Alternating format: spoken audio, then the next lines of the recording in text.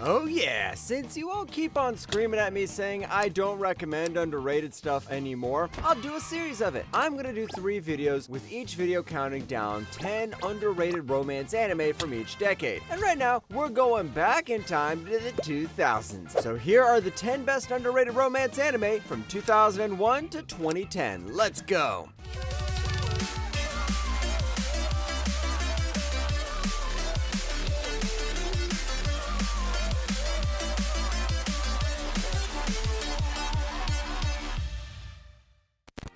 Anata! まだなんかあんのかよ。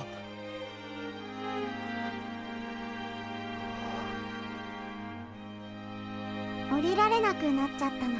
So, you know who every high school guy secretly dreams about? A girl living under the same roof. Shinichiro Nakagami is a regular student with a talent for drawing who happens to share a house with Hiromi Yasuo, his childhood friend who moved in after her parents died, but now acts cold and distant around him like he's a total stranger. Then he bumps into Noe Isarugi, a bizarre girl who claims her tears were stolen and needs someone to get them back. 悲しいわ。とっても悲しい。私、涙あげちゃったから。 Sure, it sounds like heading to a lunatic asylum, but if you ignore the metaphors, there's a really nice romance anime hidden underneath. Noe isn't your shy wallflower. She's unpredictable, emotionally layered, and weirdly compelling every time she's on screen. The characters actually make decisions that feel like something a confused teenager would do, not some scriptwriter's convenience. This is PA Works' debut flex, and honestly, it still holds up. そんなことよりもその時の朝比奈はいつもの冷たい彼女とはまるで違ってて、今までに見たどの表情よりも可愛いと思った。 Yamato Akitsuki moves in from Hiroshima countryside to Tokyo to start high school, crashing at his aunt's bathhouse, which also happens to be a girls-only dorm. On his first day, he spots a girl clearing a high jump bar and immediately loses his brain. Turns out, she's his next-door neighbor, Suzuka Ashina, a seriously talented track athlete who wants absolutely nothing to do with him. Determined to win her over anyway, Yamato joins the track team and discovers his hidden talent for sprinting. 別に何も考えてなかったけど、まあ謝るかな。私そんないい加減な考え方大っ嫌い。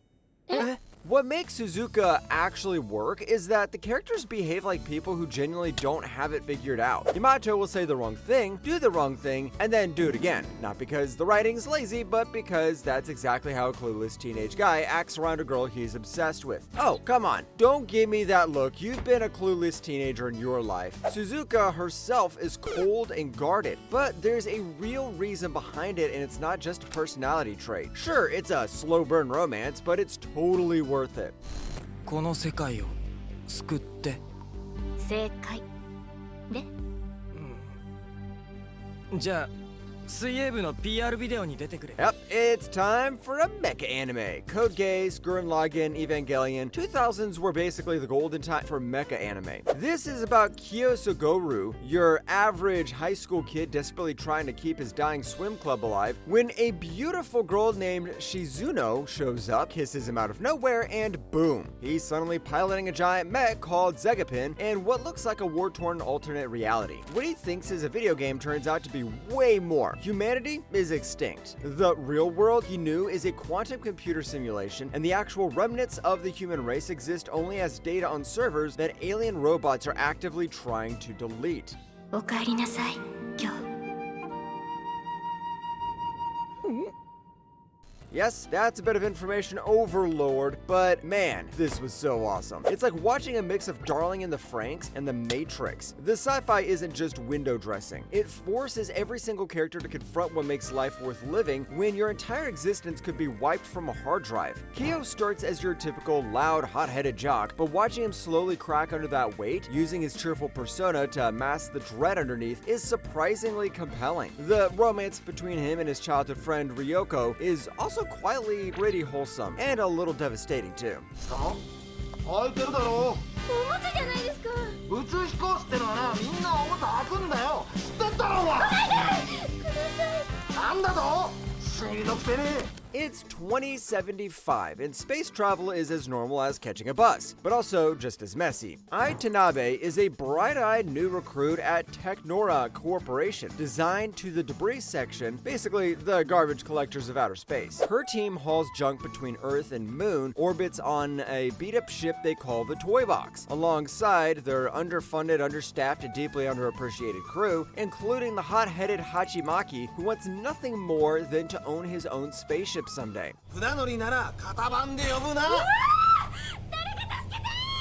This is a nice mix of slice of life and sci-fi. The first half is episodic slice of life stuff, each episode peeling back a different crew member's story in a way that actually sticks. Then the second half kicks in and the show completely flips the script. Geopolitics, terrorism, existential crises, Hachimaki wrestling his inner demon so hard it gets Evangelion level intense. The romance between Ai and Hachimaki doesn't get shoved in your face, but gets built up pretty nicely. Ai's whole love solves everything thing sounds annoying on paper, but watching Hachimaki's walls crack because of it, that hits different. ねえこの子調子悪いみたいなのだからちょっと見てくれない Time for another mecha anime. Don't blame me. I told you, the 2000s was all about mechas. Renton Thurston is a bored 14-year-old kid stuck in the backwater town. One day, a giant mech crashes into his garage, piloted by a mysterious turquoise-haired girl named Eureka. One thing leads to another, and Renton ends up co-piloting a robot, the Nervash, and joining a rebel group called the Gecko State, and running from the military. 超いいコツ。何あ、いやこの LFO コンパクトドライブがついてないんだけど。 Look, Slow Burn is doing a lot of heavy lifting here. This show takes its sweet time, but that's also exactly why it works. Renton starts as this annoyingly naive kid who would trip over his own feelings confessing to a girl who literally doesn't understand what love is, and somehow watching him fumble through that is more engaging than most anime romances where everything clicks in episode 3. Eureka goes from emotionally blank to someone who misses him so much it physically changes her character arc. This is one of the sweetest romance anime I've watched, and you know how much I love watching wholesome and sweet romance anime. 稲見さんですか？こんにちは。またやっちゃったみたいだね。 Come on, from the title itself you can tell this is some workplace romance anime. This is about Sota Takanashi. The guy loves anything small and cute, so when the tiny-looking Popura Tanishima begs him to join the staff at Waganari family restaurant, he can't say no. Once there, he meets the rest of the wildly eccentric crew, Tana-wielding floor chef Yachio, intimidating chef Jun, sneaky sadistic sous chef Soma, lazy manager Kyoko, and waitress Mahiru, who punches guys out of pure fear. よろしくお願いします。 Man, this show just clicks for me. The way the staff slowly builds these messy little connections while flipping burgers and dodging flying punches feels so natural and hilarious. Takanashi's constant teasing of Popura and the way Mahiru's phobia leads to the funniest awkward tension keeps things lively without even forcing it. This reminded me of Konosuba, except this happens in the workplace. If you're after light romance wrapped in pure whole workplace madness, Working delivers the good stuff and leaves you smiling every time.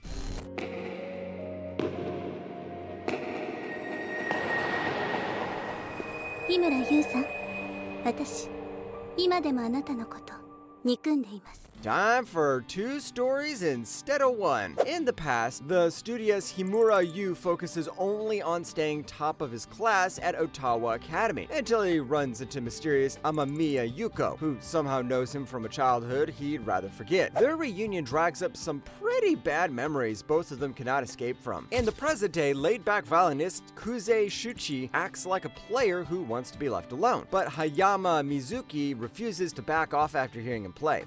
久世さんってプロの演奏家なんですよねぜひ聞きたいです生演奏